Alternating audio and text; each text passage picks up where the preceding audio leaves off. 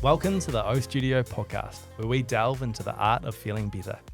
My name is Tim Bateman, and O-Studio is a recovery and wellness franchise that's here to help you relax, recover, and improve. Today on the podcast, we're talking with Rebecca Thompson, one of our franchise owners and soon to be opening O-Studio Mount Maunganui with her husband Russ. Rebecca's story is powerful. It's about pain, healing, and how the mind-body connection completely changed the course of her life. This one's special. Let's dive in. Rebecca Thompson, welcome to the O-Studio podcast. Hi, how's it going? Really good. It's been a good morning, eh? So great to all be together, isn't it? I know. Hey, look, this podcast for us it's a real special one. Like, obviously, you've got like an amazing story, and I think the story is going to really resonate with a lot of people. But also, alongside that, you're part of the O-Studio family. You and Russ own O-Studio Mount Maunganui, and so it's super exciting. And I know we're going to get into that a little bit later. Cool. But what I really do want to start with is that story, and sort of if I was to take you back to, I suppose it started when you were 19, or at 19 years old, and if we went back to then, what would we see with a young 19-year-old Bex? Yeah, so going back to when I was 19, gosh, it's a long time ago, but I guess it started, like the story starts when I was in a specialist's office and I had just been given a diagnosis that I would never run or exercise again. Now, back then, like exercise was my happy place. Like I played hockey, it's a good outlet. I just didn't know any difference. So to be given that diagnosis back then was just like earth-shattering. It was, really, really devastating because it was just like, how am I going to even cope without being able to have this outlet that I've always had? And I guess what had happened, like that led to that moment, is I had been like running a lot, but I'd had this debilitating calf pain. So every time I'd exercise, I'd just like collapse in a heap, in a fetal position, like shrieking, like it was so painful. And like playing hockey, I'd have to get like carried off the turf. I couldn't even like get up. It was just, really debilitating. And when that started happening, I got referred to every specialist under the sun. Like I was seeing physio, chiropractor, acupuncturist, like anyone that could help was like I was going to see to try and find like what was going on. But no one could give me a diagnosis. So no one knew what was going on, like why this was happening to me. And I guess like when no one can give you a diagnosis, then no one's got a solution as well. So there was just like, getting passed on from person to person to person, no one really knowing what was going on, to the point where a year after it started happening, the specialist was like, look, you're just going to have to face reality. Like, this is your future. The only thing we can do is like, hopefully it doesn't get worse. She was even like, we can try surgery. We don't think it's compartment syndrome, but, they were happy to give it a whirl. And I guess like hearing that diagnosis, I was just sobbing in her office. But there was just like this small part of me that just couldn't accept that that was going to be my future. It was just, I just couldn't accept that as a reality, that I wouldn't exercise again. And so I guess from, it was just I'm so thankful that there was that small, tiny part of me that didn't accept it. And that really started like a journey as to what else I could do, or looking into other avenues that I hadn't explored. Yeah. I guess when you think like 19 is quite a formative age, and when you've got, your identity is sort of tied up in being able to be physical and do a lot of that stuff. And so when you're managing pain, like significant pain, but also when you're not getting able, there's no end to it because you've got no diagnosis. There's no actual. So I guess it's that sense of like, it's almost no hope, future. isn't it? I think no hope. It's such a relatable story in that you kind of have two choices there. You either take someone else's word for it, or you dive back into what you innately feel your body and your mind are able to kind of navigate through. And I think so many people kind of stop with just that first opinion. I think we've had a similar situation with Maddie with his, physical stuff that he went through, someone giving you you won't run again or you won't exercise again, if that becomes your message in your own head, all of a sudden you won't. Yes. So I think if you've got that glimmer of hope, it's like, oh, I've been told this, but I want to explore, what I believe I'm capable of. It allows for that hope. And I think that's such a catalyst for so many people when they're navigating, receiving advice, especially when there's no tangible diagnosis, so there's no solutions. That's a really often hopeless situation for people. Yes. And we do know hope is the catalyst for incredible things within humans. So what do you think actually left that little window of hope for you? You talked about like there was something in your mind that was there. Why do you think you were able to hold on to something there? Yeah, I think because exercise and like hockey was such a big part of my life that like it was almost like how could that not be anymore? Like, so I think I was quite lucky in that respect that there was just like I couldn't see a future where that was like going to be part of it. Reality, even though I'd just been told that that was the case. So I think that was probably what gave me that glimmer. Was like. What about the course of that year? You mentioned that it was almost like a year of time, where you're dealing with this. Like, what would we have seen through the course of that year for to be a fly on the wall with you? Yeah, well, I guess going back to the story from there. What happened from that point is that I started to explore like other avenues. So I really started finding things like personal growth, which so showing my age here, but this is like back in the 90s. So back then, like it was so like out the box, like personal growth, and like I didn't even tell my friends because it was kind of like, oh, I don't want them to know like what I'm getting into.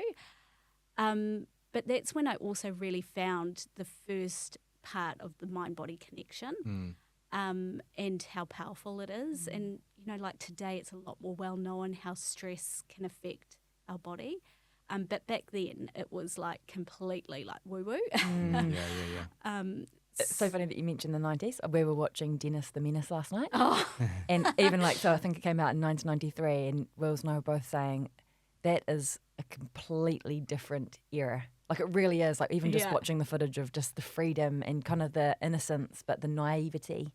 I think there was so many beliefs that were still so incredibly limiting, and people's embracing to knowledge was so different. Yes. I think we were very, very just, it was actually a lovely time in its simplicity, but I think, like you say, when you're introducing a new concept that wasn't well understood within society, that's that real pioneering innovation type stuff that just wasn't probably celebrated or even kind of respected in the same way that it is now. Yeah. Yeah, I think so. I think like in today's culture we really embrace change, and like even the kids at my kids at school, like it's part of the curriculum is like, change and out of your comfort zone and things. But back in the 90s it certainly wasn't. No. Yeah. I really want to talk about that mind-body connection, and I know it's sort of shaped so much of the way that you and Russ actually you go about your lives, and it's something that I really want to get into a little bit more detail. But like I suppose just first, like because you've mentioned a couple of times around like not only what it was compounded, what was going on at the time was compounded by something really serious challenge there too. And are you comfortable sharing a little bit of context around that? Yeah. So I guess when I started getting into the mind-body stuff, which made so much sense to me, is that it was no coincidence what was happening in my body was around the same time I had been through a really serious abuse trauma. And I guess like being 18 when it happened, my natural instinct was to just be like, pretend it didn't happen. Because, like I had actually been isolated from my friends from quite a long time. And after the incident, I'd reconnected with my friends and, like I just was an 18-year-old going to uni, wanting to like party, hang out with friends and just have the best time. And I guess it was a really good way to escape what had happened. But the reality is that like what I'd been through had left like traces in my body, like your body doesn't forget, it keeps score. And so it wasn't as simple as just like pretending it didn't happen. Like you said, Soph, I could have just gone on that path and been like, oh, accept that diagnosis and And progressively it was getting worse, so I would have just kept getting worse. But yeah, it really opened my eyes to the fact that, wow, like the mind-body connection is so connected that like this trauma that I'd been through was showing up and manifesting in my body in a way that no one could explain. So that stored emotional response is something that I think we completely underestimate, and that we think we can compartmentalise things just by thinking that we don't need to address them or think about them. Especially things that are fundamentally traumatic or steeped in pain. Yes. Avoidance is one of those things. It's a natural coping mechanism for dealing with something that is so hard to deal with. And you're exactly right. There's that fantastic book, obviously, The Body Keeps the Score. Yes. And that literally is a book that is the basis of most psychological practice now. And it heavily something that I think people understood from experience, but they never really had a pathway to guide them through it.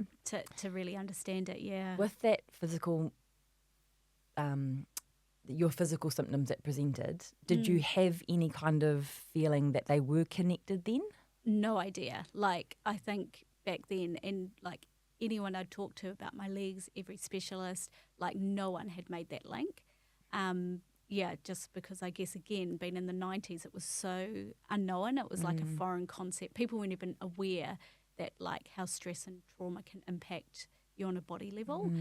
I actually had no idea. But I eventually read the book by Louise Hay, I think is it You Can Heal Your Life?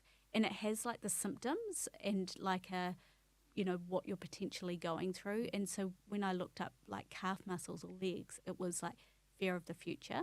And it was exactly like when I read it, I was like, oh my gosh, like how can, it was just mind blowing because I'd never seen or heard anything like this before. But I was like, that's exactly what I was feeling, was like fear of the future, that, my calves and my legs were just tightening up so much because of the fear. So interesting. And did you have, so the incident at 18, did you have any wraparound support at a psychological level at that point? Did you go through any process of having people that were giving you kind of advice on how to navigate away from that? Or I suppose being the age and stage that we're at in the 90s. Yeah. So I was given counselling. Again, being the 90s, I think counselling back then was very different to what it is now. And the version of counselling that I got was going every week to relive an experience that I didn't want to think about. And I think like knowing what we know now with like there's so much more advancement around neuroscience is that, when I went and talked about my trauma, I was reliving it every week. And so the fear was just getting worse and worse. Yeah. As opposed to now there's a lot more strategies out there about like releasing and healing as opposed to like reliving, which was really not helpful at the time. Absolutely. Yeah, so it wasn't helpful and I stopped it in the end because I could feel like it wasn't doing anything to help me forward. It wasn't a positive avenue for you there. Like, in a situation, I can't imagine actually being in a situation like that. You've got a couple of massive big things that are compounding on itself and you're having to relive it, and I guess, like, what were you doing through that time to heal yourself, I guess? What helped or didn't help through that window? Yeah, well, the biggest catalyst for change for me was that mind-body connection. And I met this amazing lady called Brandon Bays.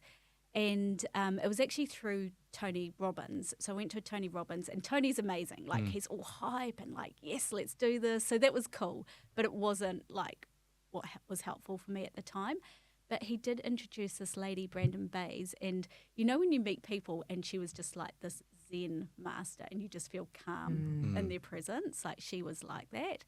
And she had healed herself from a tumour the size of a basketball. And so I was like, oh my gosh, so that was my first insight, like she's healed something from a diagnosis that she got told she wouldn't live through. So that was like my first like, oh, this is it. It can happen. Yeah, it can happen. So that was really cool. And I went on to read her books and I flew to Australia and did one of her courses. And that, for me, was what made the difference. And it was all about, I guess, like I said, Tony is great. Tony Robbins is amazing. But her approach was like actually slowing down, like going within, reconnecting with yourself. You know, there was a lot of visualization, timeline therapy. So those were the things that were really helpful to me to actually, you know, be in a safe space, to be guided through these processes, and actually like, just really, really good healing stuff like going on. I always think of that that sort of analogy of when you approach unpacking a box. So if you've got a box full of stuff, and it might be stuff that you've got from your childhood that sat in the garage for a long time, and there's two ways to approach. You either go in and you tip the whole box out, and then you're confronted with this mountain of things that you need to find a new place for or get rid of, or you just slowly but carefully unpack the box. Yes. And I think it is, from what I'm hearing, what you're saying is like it's an approach of almost slowing down and just unpacking back to yourself that box in a slow, calm manner.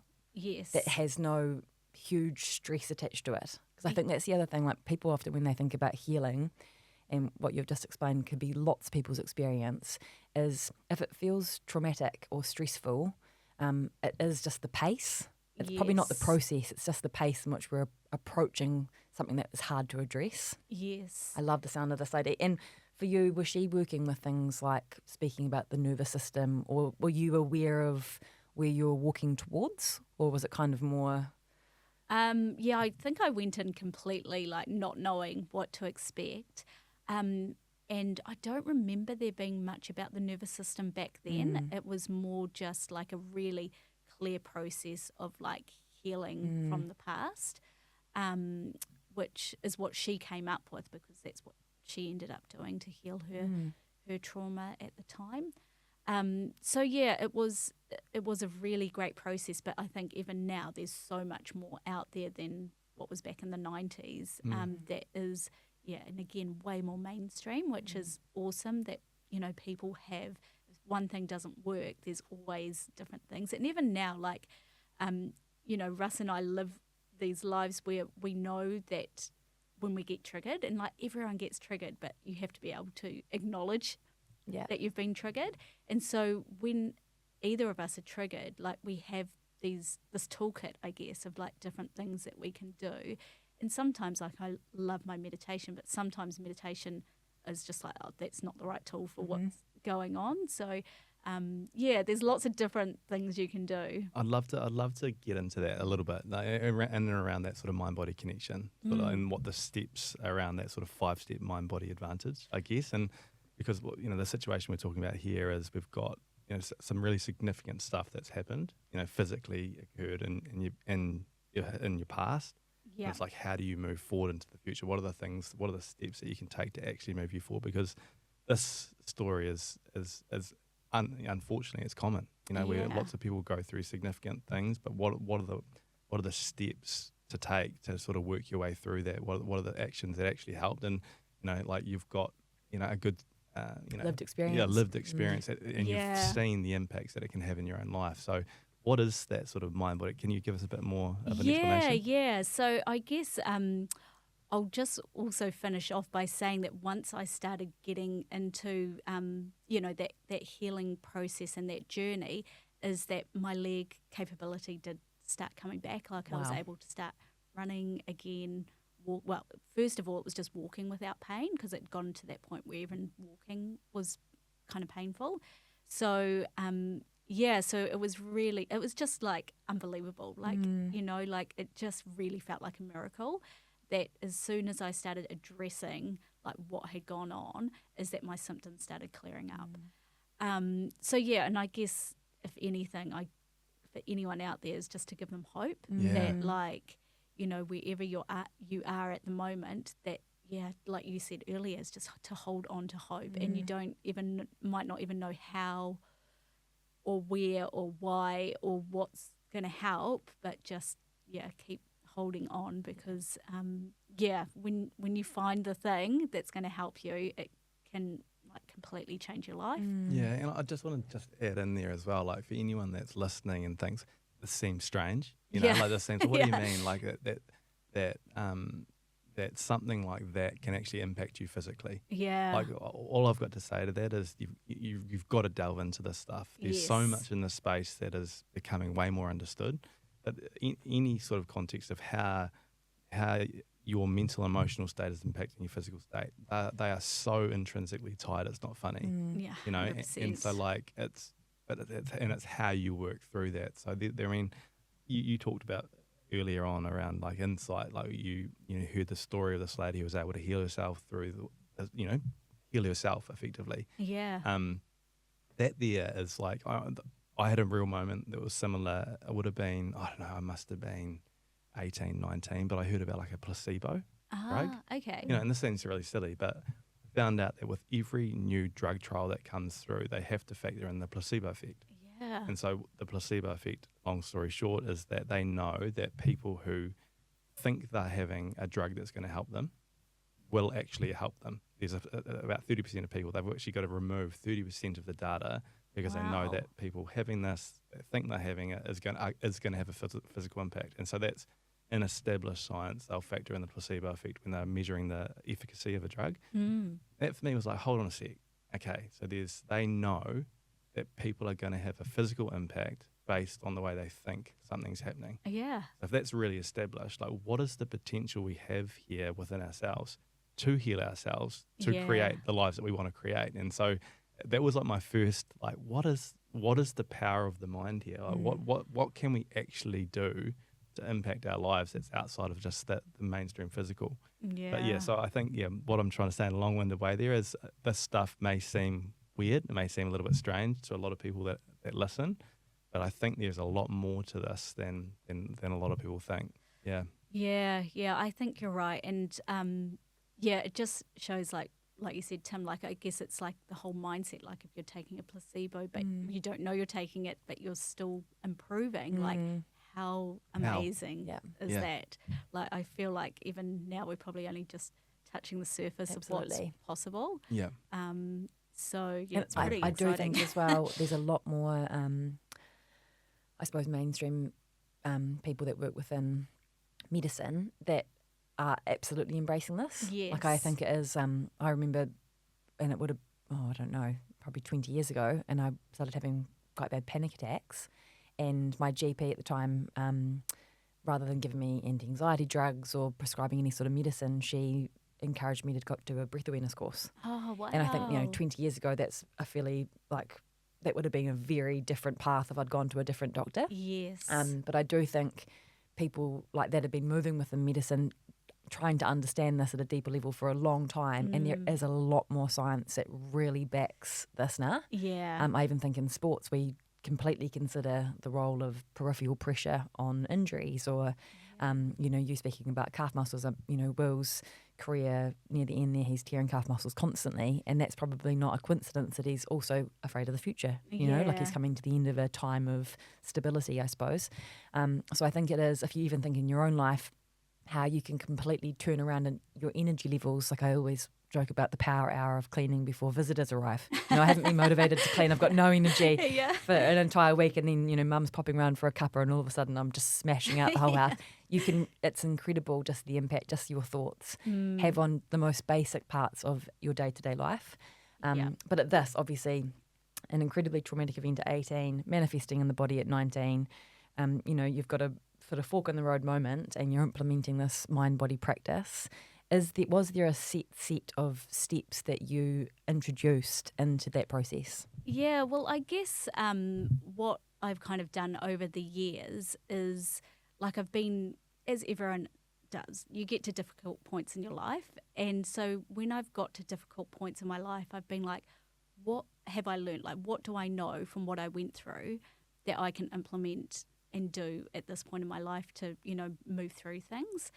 And that's basically where I've come up with like this approach that I use. And you don't have to have been through like a trauma or anything like that.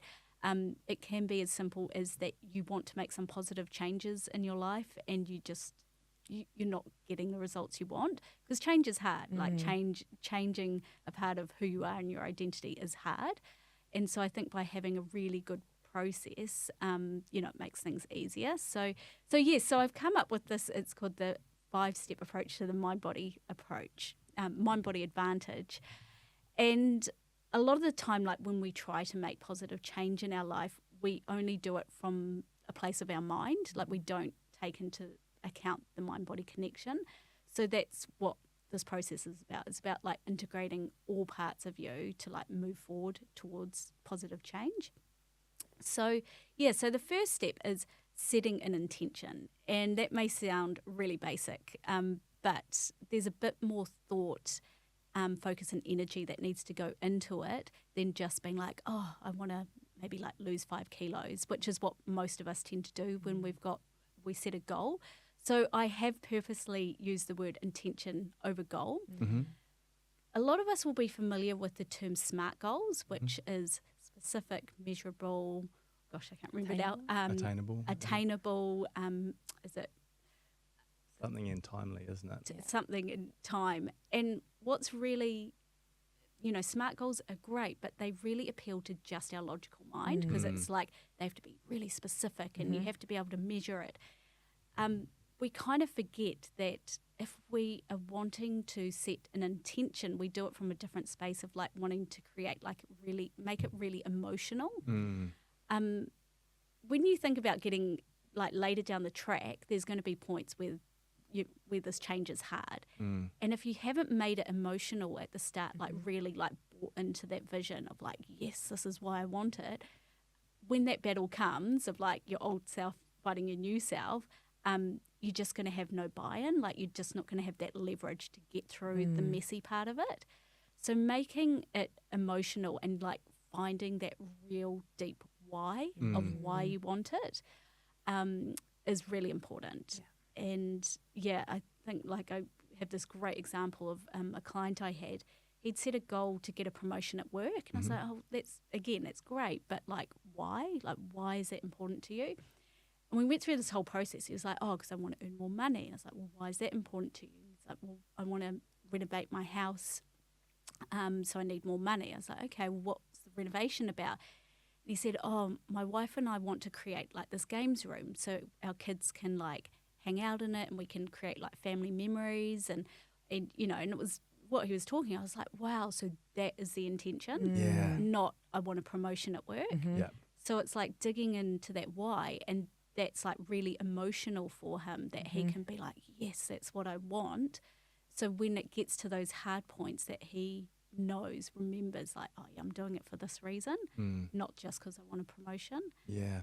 So, it's so much more powerful, isn't it? And you can understand how people stop at that first little scratch of the surface because that's kind of the vehicle to the feelings. Yes. And without kind of integrating them both, you're exactly right. It becomes still so superficial. Yes. And then those superficial, I suppose, goals can easily fall away for people. Yes. So I think that it's such a fantastic place to start. And I think the word intention, for me, I always think about intent being such a catalyst for discipline and motivation because it becomes, like you say, an emotional response as opposed to an instruction.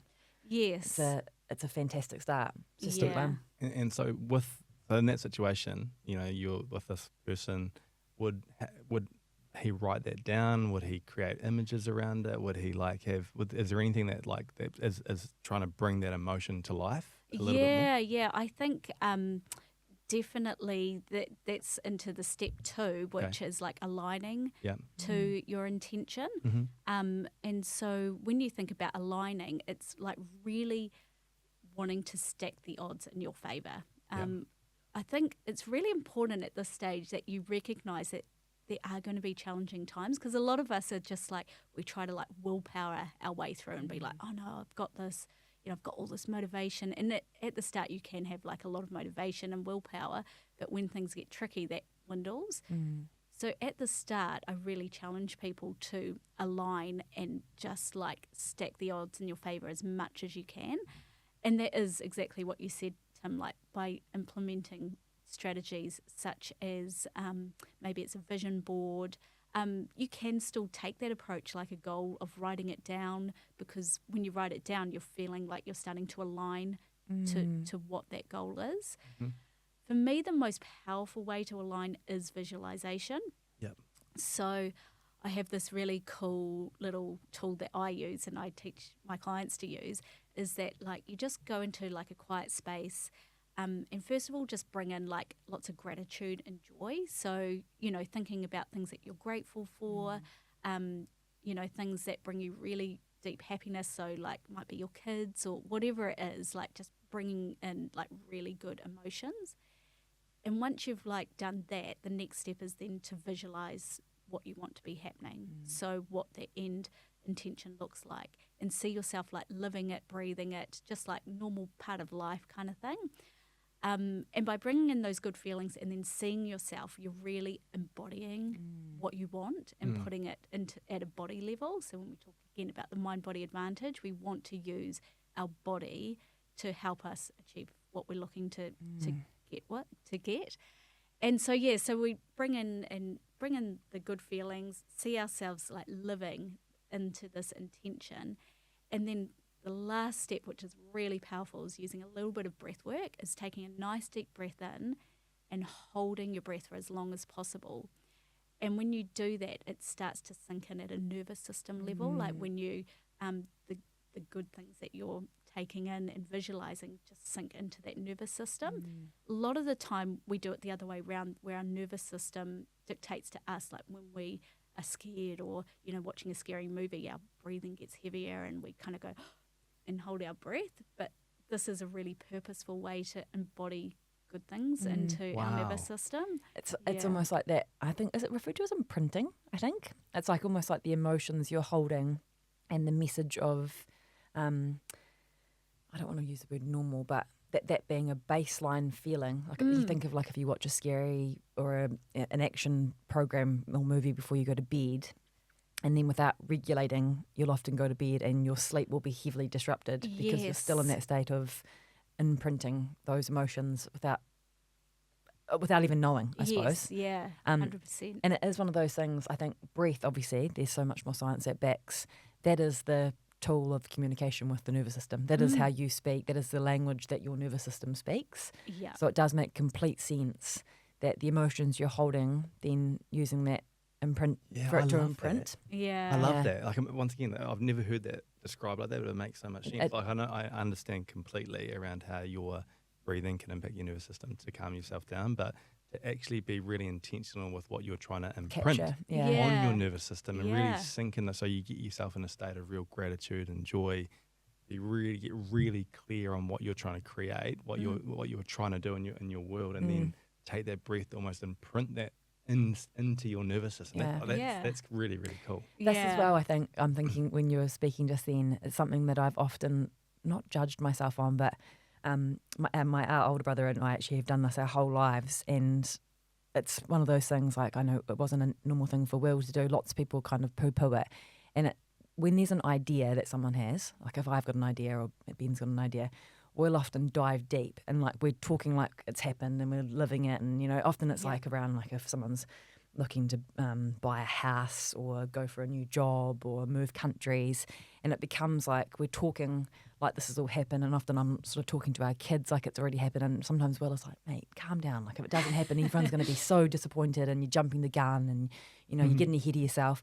But even if things don't work out how I've thought, which, to be honest, and this is hand on heart, not in a woo-woo way, they often have. Yeah.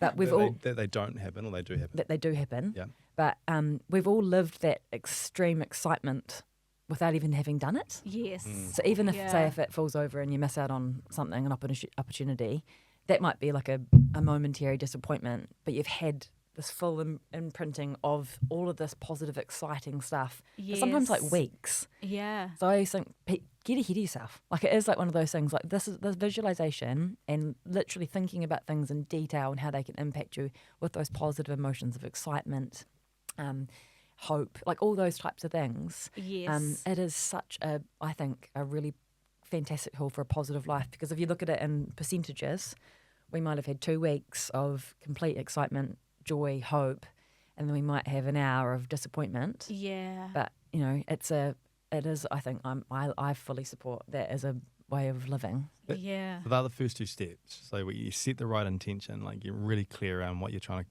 create, heal, be, And your why. and then you align your mind, body, and identity, I guess, Yes. to that. And there's a lot more, and there's visualization, but I guess you're talking about it so like you're almost living it, talking it, breathing it, feeling it regularly. As much as you can. I think the only caveat to that is to make sure that when you're doing it, is that it feels genuine. Yes. Because there's nothing worse. Like, I'm a big believer in affirmations. Like, I love affirmations. But if you're saying an affirmation that doesn't feel right to you, you're going to get caught out. Yeah. So I use the example of like when a couple of years ago I started doing strength training. So I'd always been a cardio girl, and I then learned that as you get older, how important strength training is. And I just hated the idea of lifting weights. I'd never done it, just even now I still have to psych myself up to do it. But, when I started, I had some goals about getting stronger and what I'd want to lift and things. But instead of saying, I can deadlift 40 kilos or whatever, it's just I'm getting stronger and more powerful each day. So that to me felt really like, Authentic. I am getting that. But if you're saying something that doesn't, like your gut is like, but you're not doing that. Yeah. Like, Yeah, then everything's got to be aligned. It's got to be Yes. genuine. It's got to be real. It's got to feel real. Yes. Yeah, you can't fake yourself. No, into you it. can't. You can't. Yeah. So it might just be sometimes tweaking the affirmations to make sure that you feel good in saying them. I love it. That what do they say? There's that huge grey area in like realistic thought. Like yourself, kind of where the boundaries of a realistic intention would be. Yes. And push them, absolutely. Yeah. Like I think it is hard when people have those limiting self-beliefs, absolutely. But I think it is that curiosity to be like, there still is a point where it becomes unrealistic and then not authentic. Yes. That's a perfect little one to make sure people are told to. Step 3, I've got here. I'm excited to understand this one. So can you explain what step 3 is? So step 3 is one of my favourites. So call it Trigger Me Baby, because basically you've done all this awesome work. Like, you've aligned and you're feeling good, but like I mentioned earlier, there's going to be this point where your old self and your new self like collide and go to battle. And it's a really messy stage. But what I want people to be aware of is that like this is the magic stage. Like, if you can get to the point where things start getting difficult, you're getting frustrated, and it's like, you're just like, ugh, you're going through the throes of it. But I just want people to take a step back and be like, this is good, because this is where the real change happens. So just flicking the switch on it a little bit, which is hard. It is hard, but if you can really push yourself to do that, it's going to make a world of difference. So basically what's happening is that you may or may not know, but like when you're making change, there's a part of you that wants to stay the same, that doesn't want to change. You're quite comfortable, like, why would you want this? Like, I just want things to be the way they've always been, because that's safe and that's comfort. Even if you're making changes for the better, there's always going to be a part of you that doesn't want to embrace the change. And the reality is there's this gap between who you are now and who you're becoming. So that middle ground is really messy. There's parts of you that like want it, there's parts of you that don't. So it's really important that when we get to those points of being like triggered and it comes up in different ways. Like, your mind will tell you, oh, you don't really want it. Like, what do you need this for? Or it might just be you're getting really frustrated at something. Like, I had a friend that was doing yoga and it's just so hot. Like, I just can't do this anymore. Like, it shows up in different ways. It might be not feeling good enough. It might be guilt. It could just be like you're starting to battle willpower. You give me some more examples there, because this is actually really helpful. Me too, because I'm just trying to think about like someone who has gotten a clear intention. They're trying to align their base. Like, what's an example? Like the yoga one, for example, or something like that. Well, a really good one. So I did nutrition consulting for about 5 years, and so that one's that's quite easy for me. Is that people, when they would first start, they would be like, oh, I'm going to go and eat everything that I love, like donuts, pies, blah, blah, blah, everything under the sun before I start my new program. And so straight away, there's a part of them that resonates with, wanting that type of food. And so you're going to get to a point where you're battling that part of yourself. So it could be like walking into a bakery and just feeling like really deprived that you can't have that pie and donut. Yeah. Or it could be like... And in that moment, you're like, yes. Like, yes. good. So I love if you this. can flip the switch and be like, yes, this is like my moment. Yeah. Like if I can like overcome this is going to be like a really big deal and make sure I can get through this messy point. And you don't have to have the answers right then and there. It's just like being able to have the awareness that like, this is it. I loved, and down here in the notes, it's the triggers as signposts for growth. Yes. And I think that is the best way to frame triggers, because what a trigger is that you've actually become aware of things that could limit your current self to being your future self. Yes. I always think of these as, for me, it's always excuses. Yeah. So when I'm like coming up with an excuse why I can't do something, like say if I'm, wanting to get back into a breathwork practice, for instance, and then I've missed it and I'm like, I didn't have time and I'm too busy and blah, blah. As soon as I come up with an excuse with a reason why I haven't done something that was quite simple, that I really believe that it was beneficial for me to be doing, that for me is like, oh, Sophie, that's like a moment where you're like, that's a trigger in me. That's like, actually, if you're having to come up with an excuse as to why you're doing something, normally it's just that you are in that phase of being like, oh, hold on. Yes. I understood why this was important and now I'm excusing it. And it's almost just that awareness of like, I'm not like, I don't beat myself up, but I think it is one of those things. Often we have good intentions. Yes. And then we're putting into place that alignment. But when we're just veering off that path slightly, you don't need to kind of give yourself an uppercut. You just need to think, okay, I'm aware that I'm at that point where potentially these triggers are a signpost for growth. These are the moments that if I can move through them, with kindness to myself, there's growth on the other side of that. Yeah, I think that's really important, like that kindness to self, like that is a huge part in this. So there's a couple of really key parts, is kindness to self, and also just remembering like there are no mistakes. There's only learnings, because like say you go into that bakery and you eat that pie and that donut, what most people do is they beat themselves up about it. They feel terrible.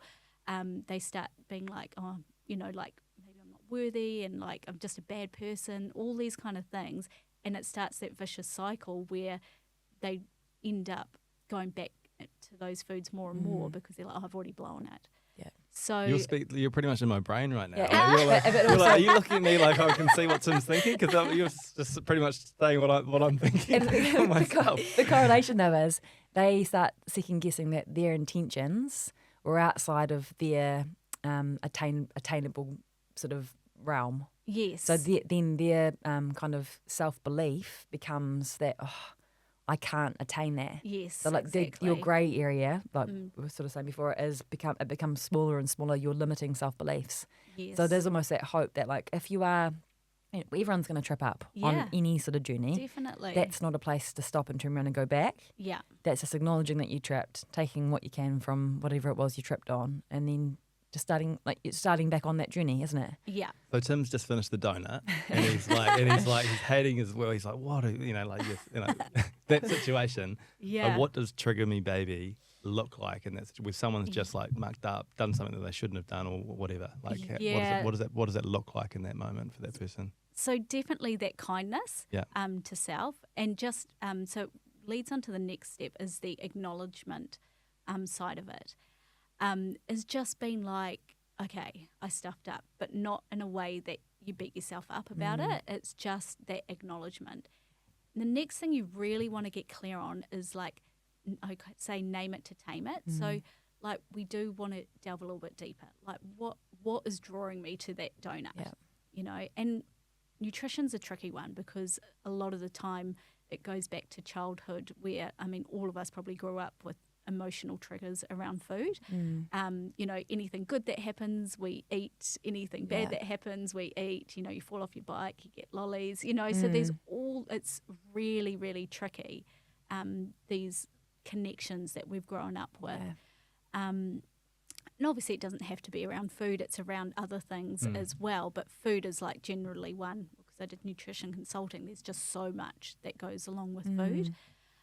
So it's really like working out like in that moment, Tim, why were you feeling so compelled? Like it could have been you were feeling deprived, that you couldn't, have what you wanted. It could have been that, it was just like a really bad day at work and you just like that's been your go-to for like 20 years or whatever it may be. And the really tricky part here is that sometimes some of the things that come up are pretty massive. Like I've actually had someone in my office before that was freaking out as he lost weight because it was like a presence thing, like a size thing. And as he was, doing all the right things, getting healthier and stuff, on that, again, that nervous system level, he was freaking out because he was thinking, I can't protect my family, like, because I'm littler. So there's just like, there's so much that could be going on at that point of time. And I guess we just want to like become, again, just keep digging until we can work out what's really going on at that point in time. Wow. It's almost like that curiosity is such an important part of this process, I think, isn't it? Yeah. Like just remaining really curious, because it's that's where the awareness will come from. Like you asking before about, why do you want a promotion? Why do you want that? But if people approached just things that are frustrating or feel spontaneous or they've lost a little bit of control in any aspect of their life and it irritates them, getting a bit curious about why that is never a bad thing. Yeah. Like I think obviously for some people, if you're absolutely rabbit holing in those curiosities all the time, that's probably something to look at too. But I think you're exactly right. There's never going to be one kind of blanket reason or rationale for anyone's response to the same thing. Yeah. So I think everyone is so unique in their experiences from, childhood right the way through, that you are the best person to understand yourself. Yeah. So diving into curiosity, I think, is a really important there. And then that acknowledge and release part, so feel and process what's been stored. Is it then, once you have got that awareness, do you address that in the same way that we did with the imprinting, or how do you kind of... Yeah, again, it's like there's so many different approaches you could take. Like sometimes just the acknowledgement is enough to be like, oh, I know why I've done that. I just remember like when I was on my health journey after having kids, I'd been eating well for a really long time, but I went to the movies and it was like people were taunting me with like their popcorn and their ice creams. And this was 2 years after I'd been, like eating well for a really long time. And just the acknowledgement of the fact that, it's just from childhood, that's what you did. You went to the movies and you had popcorn and ice cream. Like that was enough to be like, yeah, I get it now. And next time I go to the movies, I'll just take some healthy snacks and I'll be sweet. But then sometimes, like I said, it's like the acknowledgement isn't enough. Like it's the release side of it that you need to get to. So that's when, things like talk therapy could be really beneficial. Like for me personally, again, like I said, I use meditation, sometimes exercise. Tapping has been really beneficial to me. And again, like there's different types of tapping. So the one that I use is like really you tapping different areas of your body and letting out what you're feeling, which is sometimes seems counterintuitive when you're like want to be positive and focus on the right things, but you have to acknowledge those parts of you that need to be like seen and understood. Like by pretending they're not there, you're not doing yourself any service. So tapping can be a really great way to just like be like letting out whatever wants to be said or heard, and the more irrational it is, the better. This is what I love about this process, because it's like it's got it seems to have a really good balance of acknowledging reality and acknowledging the past, acknowledging things that have happened, but then also being able to jump into like future focus, like jump into like, okay, so where am I moving to, rather than staying just there, or for some situations I see this like ignore that it's not really a real thing. I'm all future focused. This is what I need to be doing. This is where I'm going, and it's not acknowledging it. But this sort of structure, these steps seems to have a really good balance of both. Yeah. And also is really steeped in kind of common sense. Yes. Like I think about this, like as a 40-year-old, and Happy birthday as well, a couple of weeks ago. last week, turned 40. 40, how good. Definitely, I'm excited about level 4. But I think this is how I set out to parent. Wow. Like, it definitely is. Like, but we're probably because I had kind of navigated, probably very similar to you, to this is what felt right and was working. But it's not how I would parent myself. Yes. So it's funny how, like, we'd easily sink into being you can understand why this is beneficial for growing another human, but I won't use the same concepts on myself. Yeah. So it's so bizarre. Like, you think about if your child is tripping up or making a mistake, Yeah. we would never bombard them with shame and frustration and, this isn't for you and you should just stop this progression and life journey right this minute and blah, blah, blah. We'd never do that. No. It would never ever make sense to do that. Whereas as adults, there's a lot of us that still do that to ourselves. Yes. And that whole, like, reparenting, or however people want to label it, it literally is just an awareness of, like, how you are speaking to yourself and how you are, what messages you're feeding, and then also being clear on who it is that you want to be, I suppose. Yeah. Because it is sometimes when these concepts are spoken about, you can see people kind of just think, it doesn't seem to sit well with them. And I would probably press them to say, why doesn't it? Yeah. Because if you are a parent or you're looking at a logical way of interacting with another human being, this would be complete common sense. Yeah. But when we look at ourselves and the relationship we have with ourselves, it's often just people, it's too much. Yes.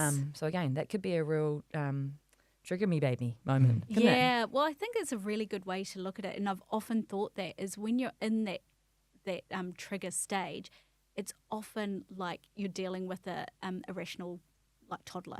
Like, thinking of it like that, like, you're having a big tenty and things like that. So there's two parts of you. There's this irrational toddler who's, like, throwing their toys out of the cot. And then, you have to be, like, this part of you to step up to be the adult version, to be able to help that irrational toddler through that stage. Yeah. So it is like parenting yourself in a way that... But usually when it's just ourselves that we're relying on, it's usually the toddler that ends up winning because we don't get to the point of being able to, like, deal with it from a bit more of a, rational space. Yeah, the emotional and logical brain too far apart. Yeah. But I think when we're addressing our own emotions, it's too emotional for lots of us, isn't it? It is. It is. Yeah.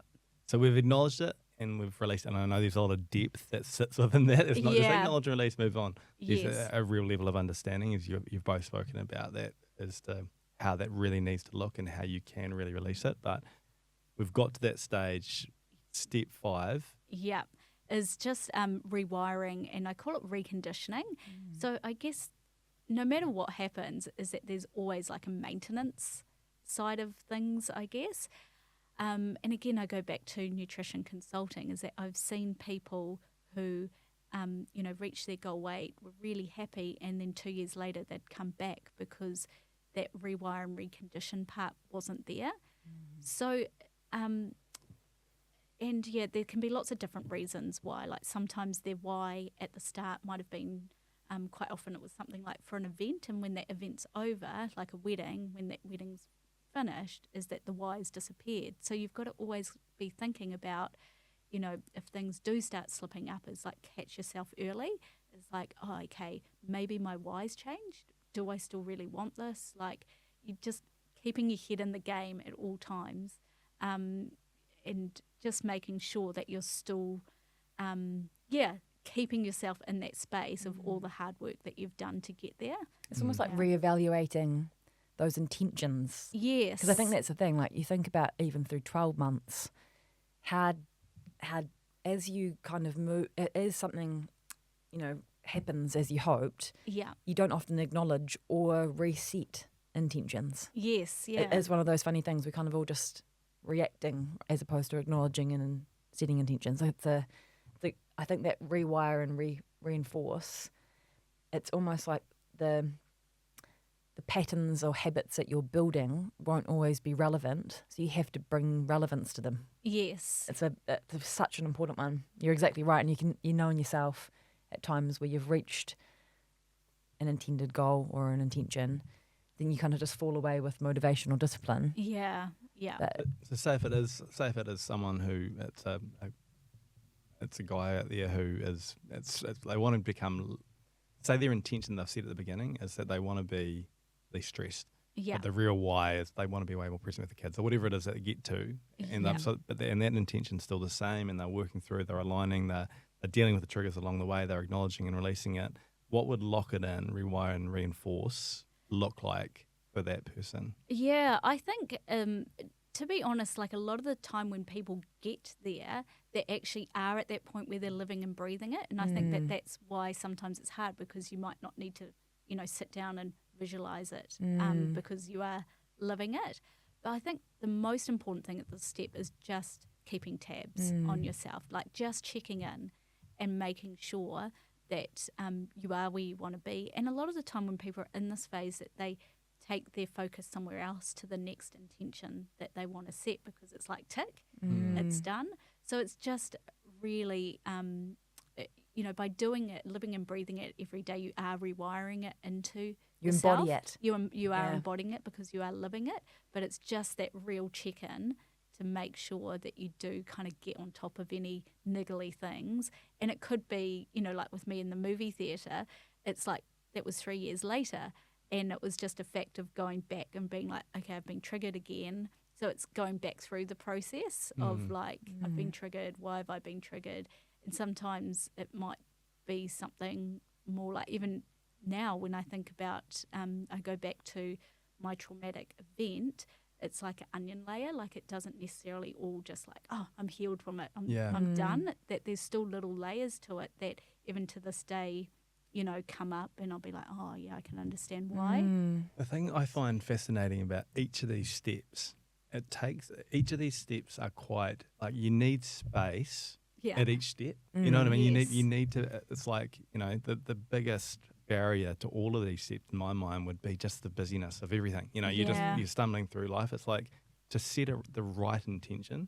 It takes time and thought and space to find that intention. If you think about aligning your body and mind identity, really aligning, once again, it requires like space. Yeah. And so much, what I see all the time nowadays, myself included, just how easy it is just to be distracted by everything all the time. You're just never really able to find the space to actually get into the states. You've talked about meditation a few times. You've talked about gratitude around a reflection and really stopping and stepping out of yourself a little bit and thinking about why you're thinking the way you are, why things are coming up in yourself. Like each of these steps in my mind seem that you need to create regular space in your day, in your week, in your month, in your year to sort of reflect on yourself, if that makes sense. Yeah.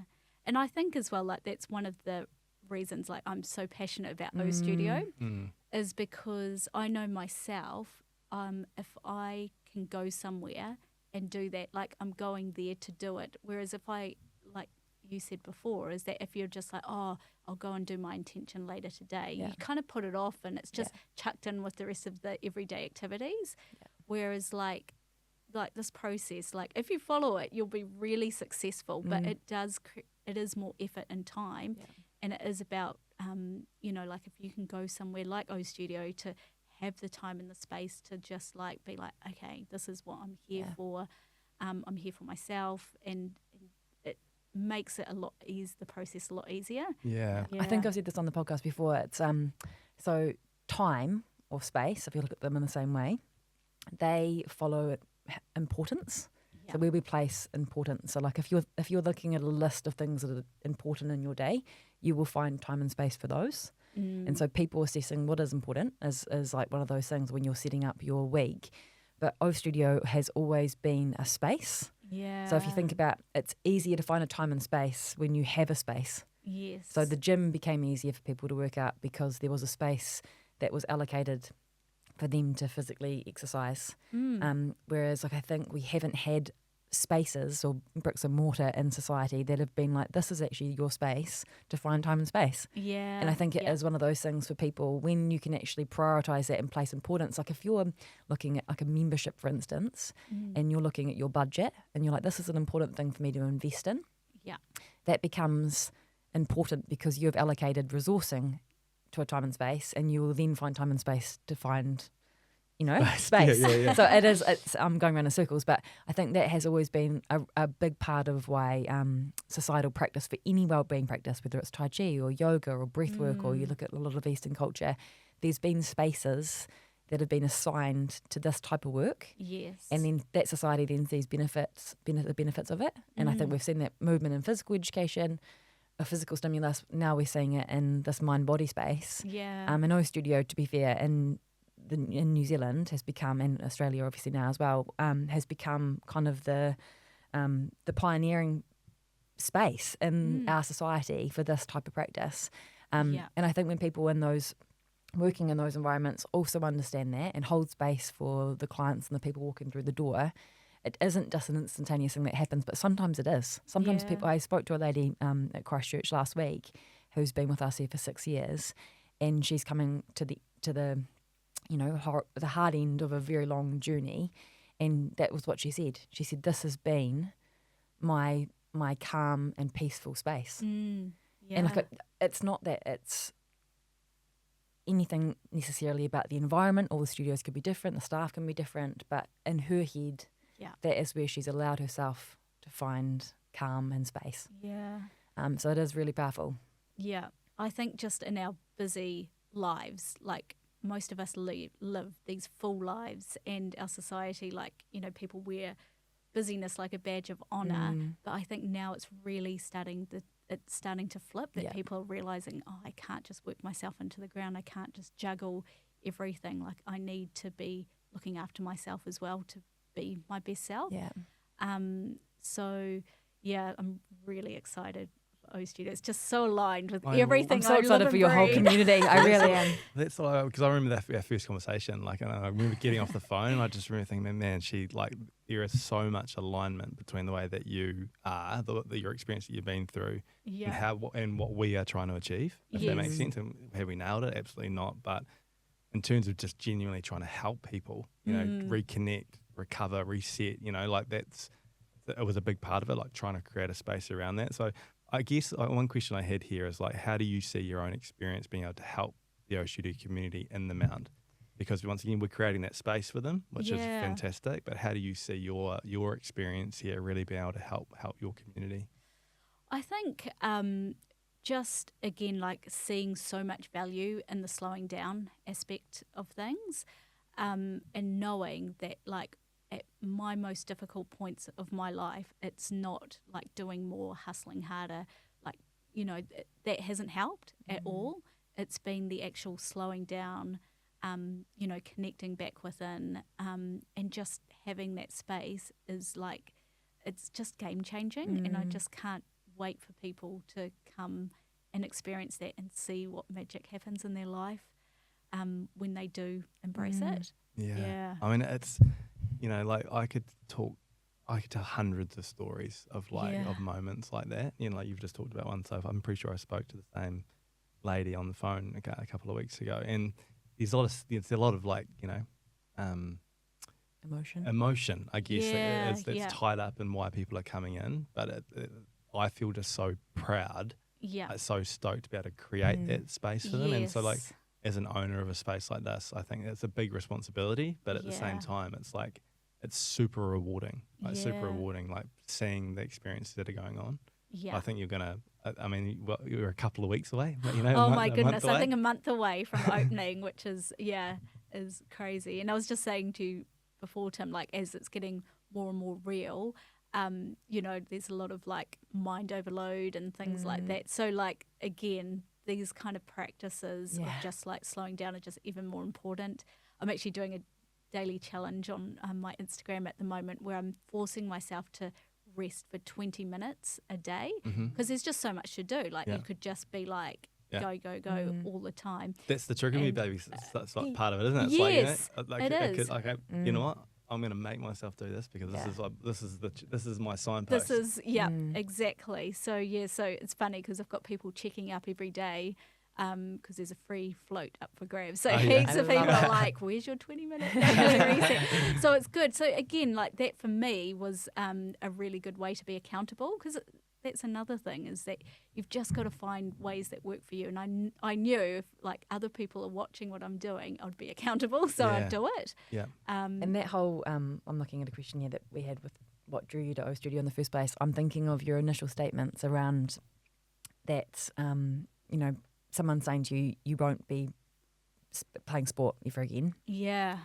That shared experience, like we often look at sport, why we love it, it's the physical response. But a shared experience is actually what team sport or any kind of like, I suppose, community event, whether it's run clubs or that kind of stuff, that provides people. And I think, I don't know if this is what drew you to O-Studio, but I'm assuming just with your personality, and I know that your interest within the Mount, you're so community focused. Yeah. Shared experience is so powerful. Yes. And so looking ahead to, we're saying it is an emotional journey with clients because it becomes like, especially when you're a very empathetic person, you end up kind of, it is quite triggering at points. Like you do kind of find yourself holding large amounts of emotional weight for people because you want them to have that space as they need it. But I think this is very similar. Your full circle moment is you are actually just facilitating spaces where people can have a shared experience. Yeah. And the shared experience is literally at its basic level so simple. Like there's lots of tools there, but it is just people being like, we didn't have this in the 90s. Yeah. Where there was spaces where you could say, all these people are trying really to move through stuff as positively as possible and have hope that things can actually progress. Yeah. That's all it is. And so I think you are the perfect person to be holding space for those people. And I feel so excited for that community in the Mount. It's actually quite funny because I've just been thinking about the process of buying this, becoming the franchise owners of the area.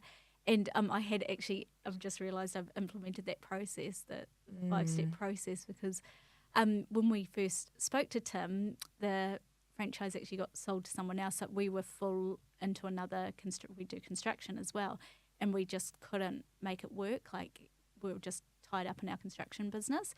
And, it was really gutting for me at the time, but I was just like, we keep looking for another business to buy. And, again, I had the intention that I wanted something in the wellness space, which was really different to what we'd obviously been doing. I keep putting out all the things that I wanted. And, and then obviously we found out that the people had moved overseas, so that came back on the market, and it was just perfect timing for us to really get into it. So I feel myself like shivering. It was incredible. So one of the things I forgot to mention in step 1 is that you don't have to map out the how. Like that's really important. Like a lot of people, like that guy that wanted the promotion, it's like he'd mapped out how to get his games room instead of being like, that's what I want, and just trusting that like your logical mind can't sometimes fathom or map out how that's going to happen. You just want to be as open, which is hard for us because we like to control how things happen, but just really surrendering into this is what I want. Just like show me, like I'm not sure exactly how it will happen, but I'm hopeful that it can. Yeah, I trust. Yeah. And you're regularly feeling the experience. You're feeling the emotion of where you're going and trusting your ability to navigate what decisions to make along the way. Yeah. And as that opportunity presents itself, being ready to take it. Yeah.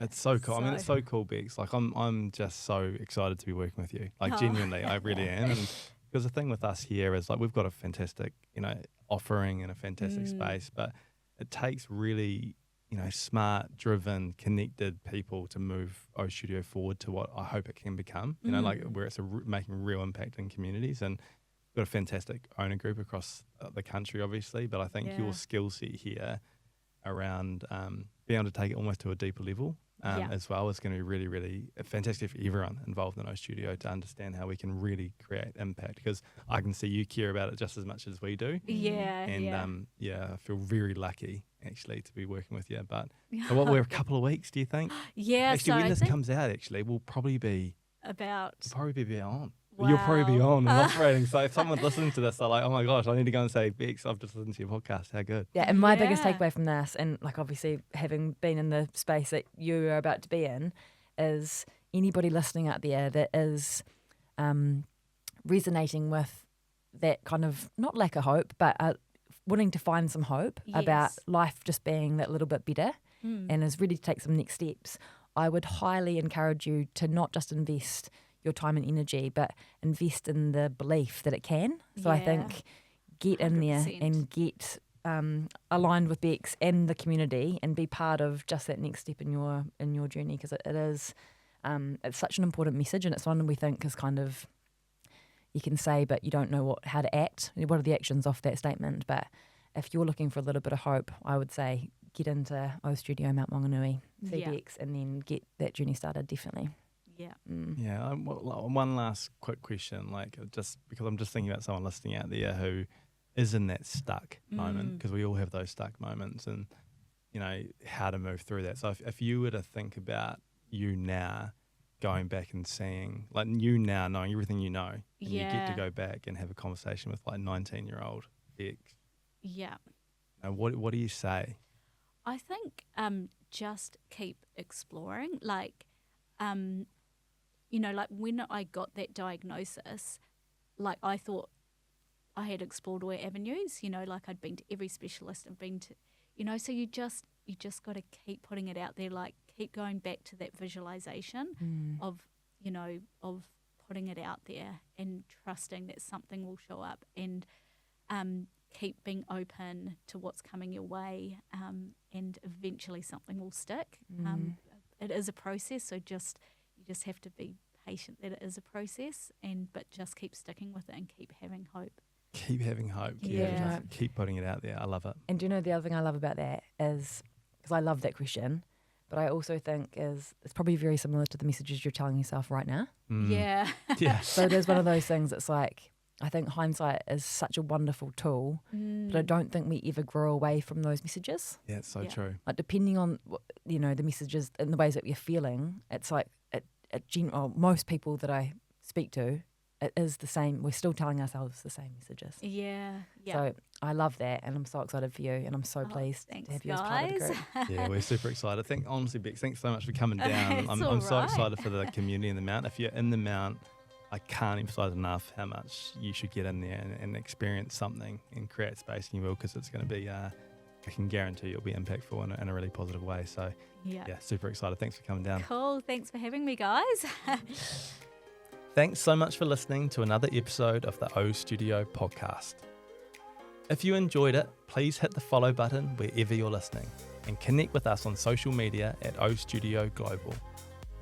Our purpose at O-Studio is to make recovery and wellbeing as accepted, understood and practiced as physical fitness. To achieve this, we're building premium recovery and wellness hubs around New Zealand and Australia, where communities come together to sauna, ice bath, float, recover and so much more, all in beautiful spaces designed for everyday people. Check out ostudio.co.nz to find a studio near you, or explore how you could bring O-Studio to your own community. Own the moment.